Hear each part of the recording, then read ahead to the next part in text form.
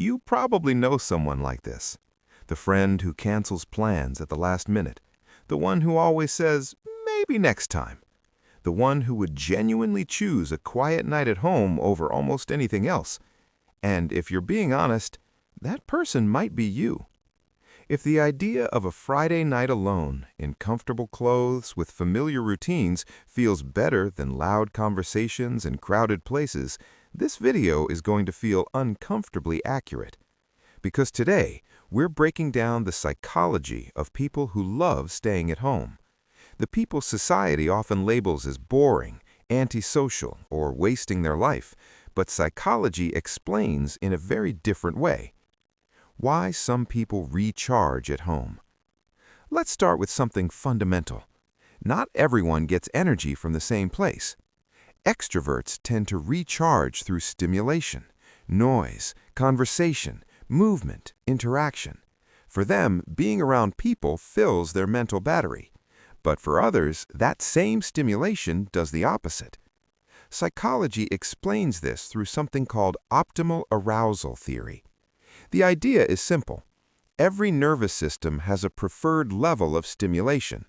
Some people need more stimulation to feel alive. Others need less. If your optimal level is low, constant interaction doesn't excite you, it exhausts you. Every conversation, every social event, even the fun ones, slowly drains mental energy. And for people like this, home isn't avoidance. Home is recovery. It's the only environment where the nervous system can finally relax. Home as a controlled environment.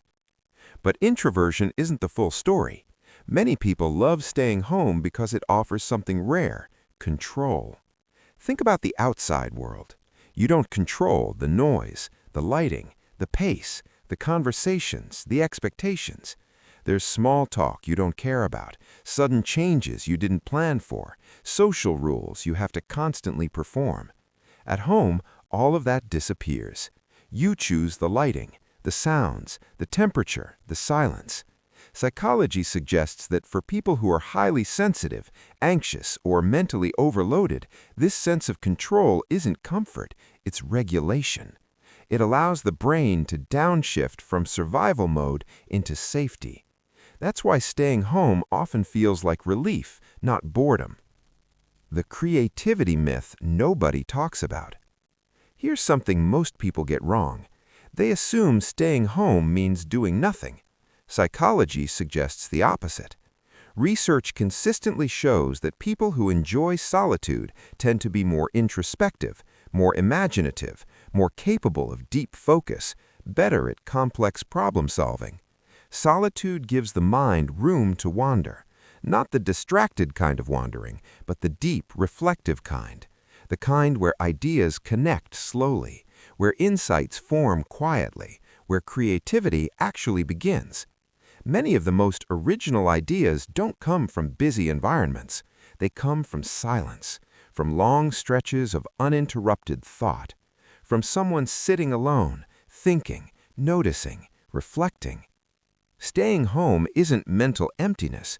For many people, it's where the inner world finally gets space. Why society misunderstands this personality type. Modern culture rewards visibility, being out, being seen, being active, being social. Social media amplifies this even more. It creates the illusion that a meaningful life looks loud, fast, and externally exciting. But psychology explains that fulfillment doesn't come from activity, it comes from alignment. Some people find meaning through connection and novelty. Others find meaning through depth, routine, and internal richness. Neither is superior. They're just different nervous systems responding to the world in different ways. So when someone says, "I'd rather stay home," they're not rejecting life, they're choosing the version of life that actually fits them. When staying home is healthy and when it isn't. Now, this part matters because not all solitude is the same.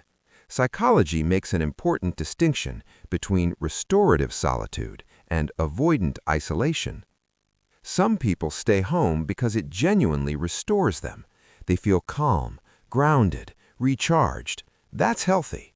But others stay home because leaving feels overwhelming, because social interaction triggers anxiety, because depression whispers, "What's the point?" In those cases, home can become both a refuge and a cage. Psychology suggests asking a simple question: does staying home give you energy, or does it take it away? If solitude fills you up, it's nourishment.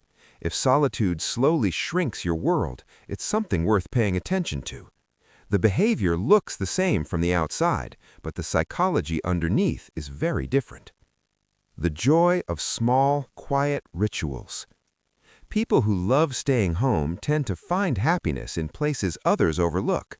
The same morning routine, a familiar mug, a specific chair, a favorite blanket, the way light moves across the room in the evening.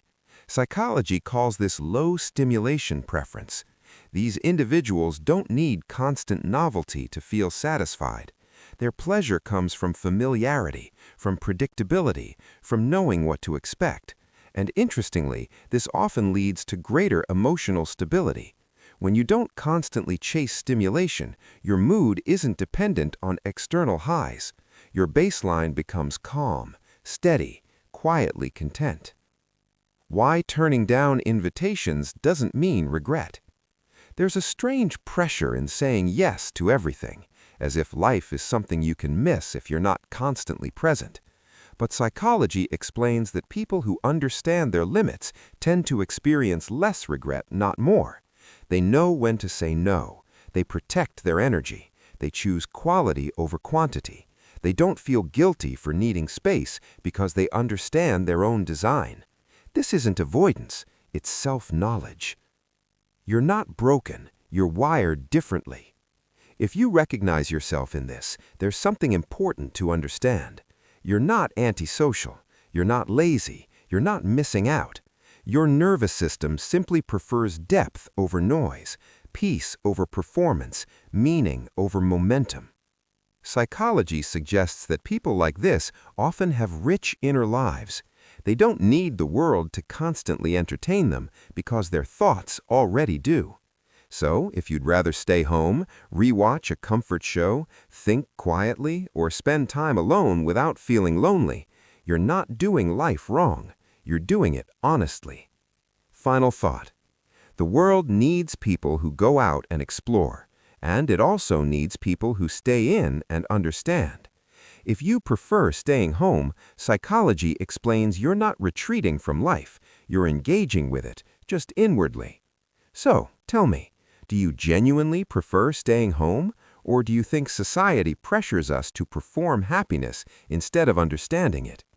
And if you want psychology explained in a way that actually feels personal, the next video is going to make even more sense than this one. Watch it. You'll understand yourself better than you expect. Like, share, subscribe.